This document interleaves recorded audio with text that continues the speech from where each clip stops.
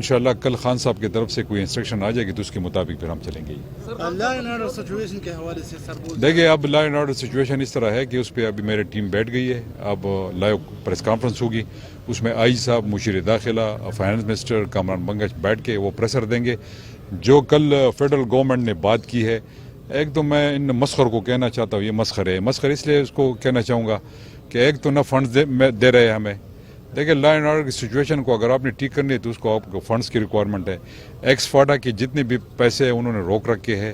نہ current side پہ پورے پیسے مل رہے ہیں, نہ ڈیولپمنٹ سائڈ کے پیسے پورے مل رہے ہیں. انہوں نے سارے پیسے اپنے ایم این ایس کو ڈائیورٹ کر دیا ہے. جو ایس ڈی جیز کے مد میں ان کے جیبوں میں جائیں گے, وہ اوپر نہیں لگیں گے, ان کے جیبوں میں جائیں گے. تو آیا کیا یہ فاٹا کے ساتھ زیادتی نہیں, یہ خیبر پختونخوا کے ساتھ زیادتی نہیں کہ 190 ارب روپے جو ان کے اوپر ہمارے بقائے جاتے ہیں وہ ابھی تک ہمیں نہیں مل رہے. تو لا اینڈ آرڈر سچویشن تو یہ زیادہ تر ذمہ داری جو ہے, دیکھیں لا اینڈ آرڈر جو عام کرائمز ہوتے ہیں وہ پروونشل گورنمنٹ کی ذمہ داری ہوتی ہے, لیکن ملیٹنسی یا اس طرح کی ذمہ داری یہ فیڈرل گورنمنٹ ادارے ان کے نیچے کام کرتے ہیں, یہ ان کی بیسیکلی ذمہ داری بنتی ہے. لیکن ہم اپنے لوگوں کو اس طرح اکیلے نہیں چھوڑیں گے. میری کوشش ہے میری حکومت کے کہ ہم ہر حال میں لا اینڈ آرڈر کو سچویشن کو ٹھیک کریں, اور جو صورتحال بنی ہوئی ہے انشاءاللہ اس کو ہم ٹھیک کریں گے. جی سر یہ ایک سوال میرا بھی ہے کہ گورنر راج کی طرف اراکین تو یہ کہہ رہے کہ عدم اعتماد آئے گا اگر اس صورتحال میں میرے صوبے میں. جی ہاں جی تو اس صورتحال میں آپ لوگوں کا کیا اقدام ہے اور پارٹی پوزیشن اس وقت کیا ہے کہ ٹکٹ جو ہے وہ کس طرح دیا جائے گا؟ خان صاحب نے کوئی فیصلہ کیا ہے؟ دیکھیں اس طرح ہے, پہلے عدم اعتماد وہ لائے تھے, آپ کو پتہ تھا, پھر میرے خلاف 2 ووٹ پڑے. اپوزیشن نے بھی مجھے ووٹ ڈال دی تھی کہ ان کے پاس کوئی اور راستہ نہیں تھا. اگر ان کے پاس کوئی راستہ ہوتا یا ان کے اس طرح کے کوئی اقدامات کامیاب ہوتے تو پہلے سے وہ کر لیتے. لیکن الحمدللہ یہاں پر 2/3 اکثریت ہے خیبر پختونخوا میں پاکستان تحریک انصاف کی, تو اس کے بارے میں وہ سوچیں گے بھی نہیں.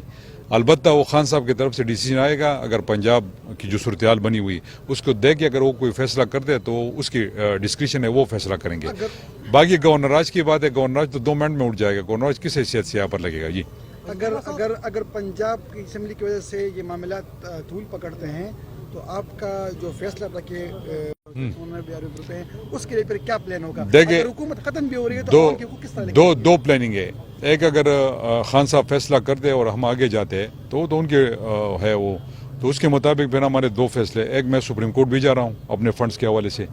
دوسرا یہ ہے کہ میں فیڈرل جو نیشنل اسمبلی ہے ان کے سامنے میں اپنے ایم پی ایز اور منسٹرز کو لے کے میں وہاں پر بیٹھوں گا, بھی دھرنا بھی دوں گا. تو انشاءاللہ اگر ہمیں موقع ملتا ہے تو اگلے ہفتے یہی پلاننگز ہے ہماری.